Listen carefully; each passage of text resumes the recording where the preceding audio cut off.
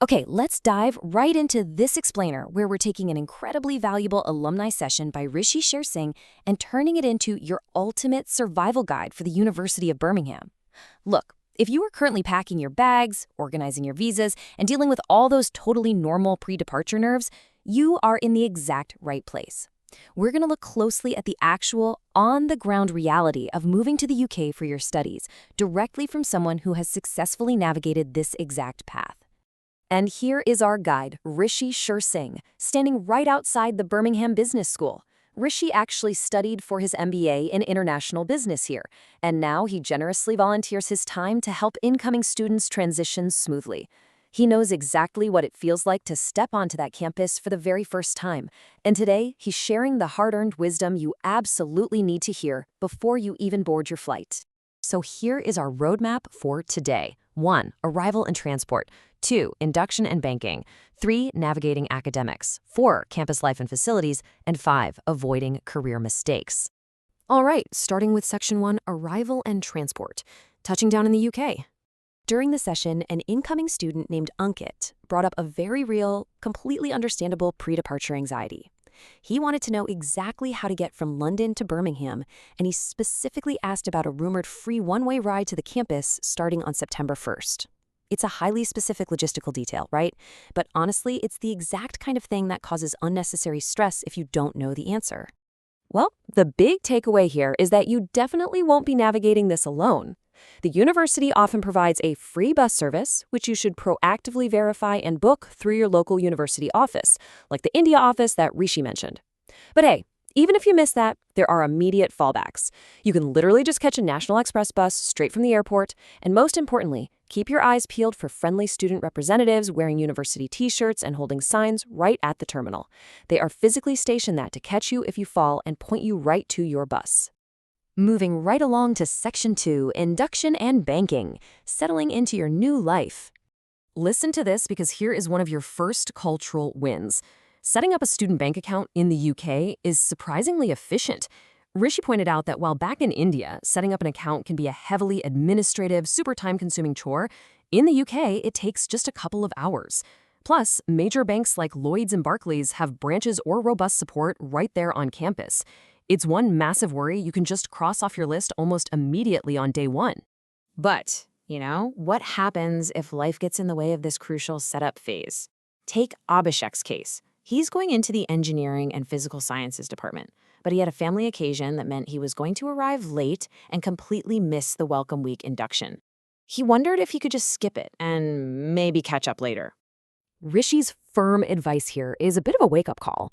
The induction week isn't just some casual meet and greet. It is where you learn exactly how your course is structured, how to use the library, and what the strict rules on things like plagiarism actually are.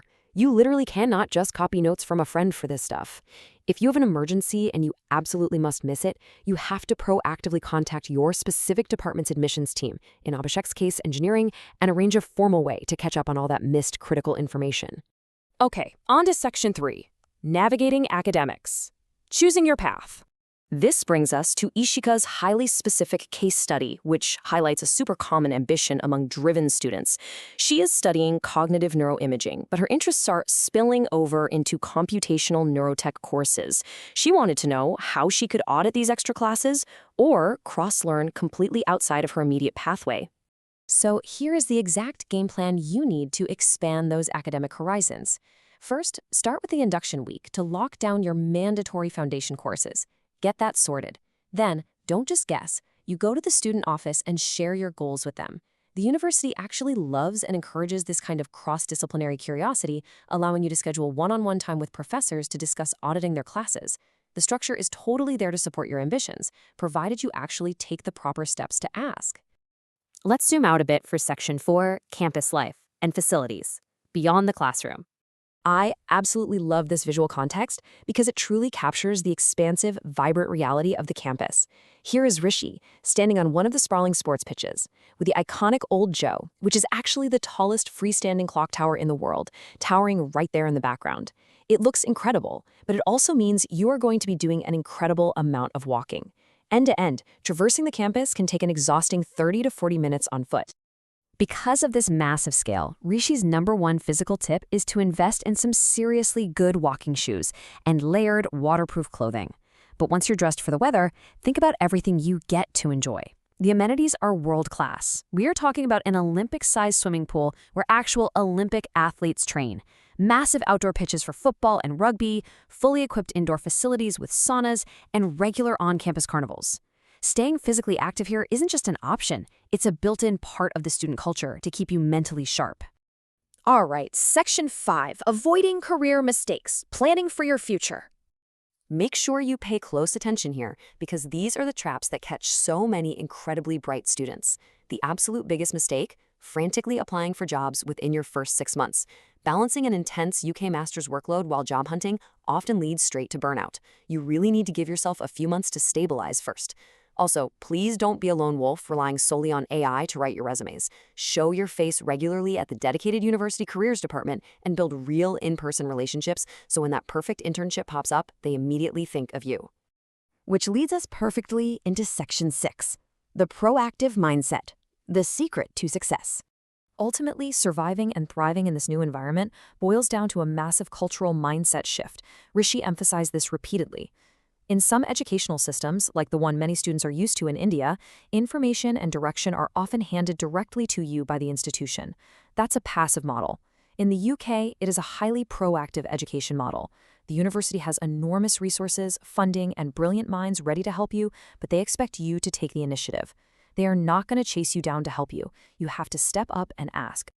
Just like at Rishi here, seated on the steps beneath the historic campus statues, he is a prime example of an alum who successfully embraced this open, engaged mindset. During his studies, he proactively asked his student office for funding so he could attend specialized sustainability conferences down in London, which was something completely outside the standard curriculum. And you know what? Because he asked, they paid for his tickets and supported his specialized learning. So, if you take away one single thing from this entire explainer, let it be this old proverb Rishi shared: the horse goes to the well does not go to the horse. Whether you need to figure out which bank to use, how to manage an intense academic workload, or how to land your dream job, the help is absolutely there, but you must be the one to knock on the door and ask for it. Which leaves us with a final thought to reflect on today. As you zip up those suitcases and prepare for this incredible, life-changing journey to the University of Birmingham, ask yourself, are you ready to step up, take the initiative on day one, and be the horse that goes to the well? Because if you are, an unforgettable, world-class experience is waiting for you.